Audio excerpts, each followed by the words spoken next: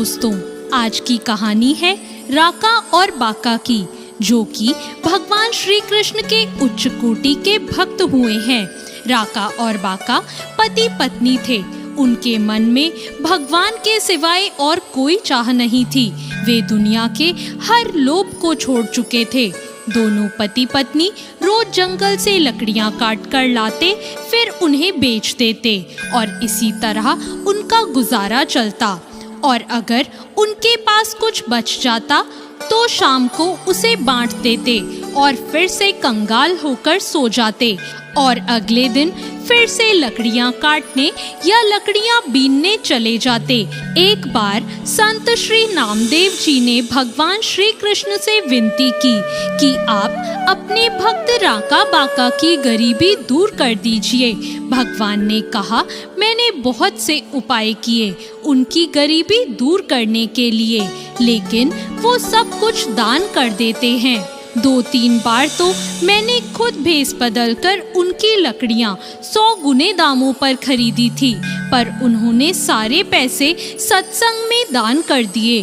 फिर भक्त नामदेव जी ने फिर से आग्रह किया कि आप एक आखिरी बार इन्हें फिर से धन देकर देखो।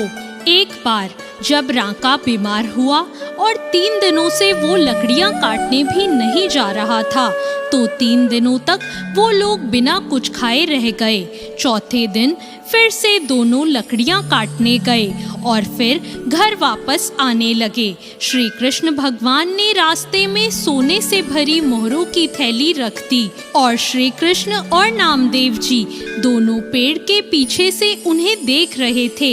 इतने में राका बाका जी वहां से गुजर रहे थे। इतने में वहां से शायद कोई घुड़सवार निकला था, क्योंकि धूल उड़ रही थी और घोड़ों के पैरों के निशान भी थे।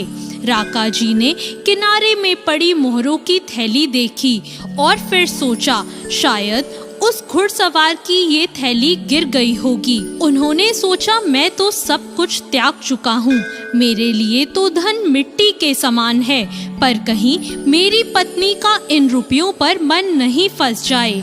कहीं वो ये ना सोच बैठे कि रख लेते हैं, बुरे दिनों में काम आएंगे। और ऐसा सोचकर बाका के आने से पहले ही उन्होंने उस थैली को जमीन में दबा दिया। तभी बाका ने उन्हें मिट्टी डालते देख लिया। बाका ने पूछा, आप क्या कर रहे हो? अब राका ने कभी भी झूठ ना बोलने की कसम खा रखी थी, इसलिए उन्हें बताना पड़ा। उन्होंने कहा, मुझे माफ करना, पर यहाँ सोने से भरी थैली रखी थी। मैंने सोचा कि 3 दिन से तुम्हें भूखा रहना पड़ा था, कहीं ये सोचकर तुम्हारे मन का लालच ना जाग जाए, इसलिए तुम्हें ध्यान में रखकर मैं इस पर मिट्टी ढक रहा था।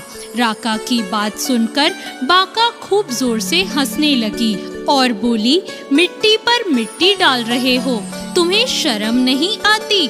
लगता है तुम्हारे भीतर लालच अभी बाकी है, क्योंकि तुम्हें अभी भी सोने और मिट्टी में फर्क पता है। भगवान की जीत हुई और श्री नामदेव जी हार गए। तब भगवान श्री कृष्ण ने प्रकट होकर राका और बाका को दर्शन दिए और फिर वे दोनों भगवान को अपने घर ले गए। भगवान श्री कृष्ण ने उनसे कुछ मांगने को कहा, तो उन्होंने कहा कि हमें आपकी कृपा के अलावा कुछ नहीं चाहिए। नामदेव जी राका बाका के इस वैराग्य को देखकर अपने आप को तुच्छ मानने लगे। जिसे प्रभु की कृपा समान अमृत का स्वाद लग जाता है, उसे संसार की हर चीज तुच्छ ही लगने लगती है। तो कैसी लगी आज की ये कहानी? ऐसी और नई कहानियों के लिए